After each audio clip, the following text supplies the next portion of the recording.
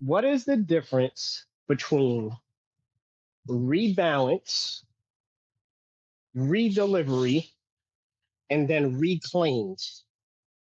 Because I see a lot of people use those terms out of context. Yes, and I see it too. It's so great. I love Pippin comes up here and brings some really good charter questions, Michael. That's like an advanced question not a lot of folks would have, but I'm just saying, I really appreciate that question, Pippi.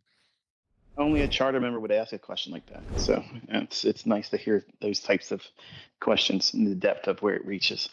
But when something becomes rebalanced, I mentioned that today in the live stream right before this session started here with what we're talking on now. This right here, that buy sign balance, sell sign efficiency, it gets delivered to here. So it's rebalanced. Okay. It goes up, down, and leaves it. That means this is balanced.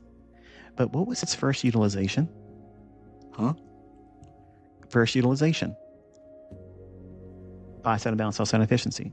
So if we're bearish, what will this become? If we trade lower, it's going to be an inversion fair value gap.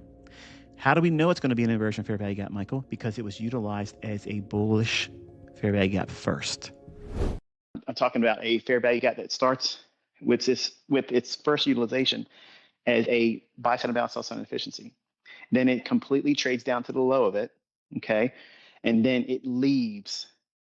Once it leaves that range, because it does both sides of the delivery, going up and down. So if it's an up close candle, fair value gap, it's a buy sign balance, sell sign efficiency.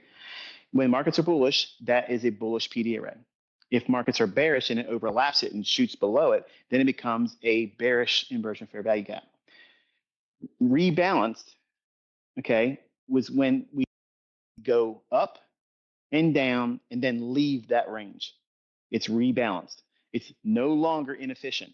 It's a balanced area. It becomes a balanced price range.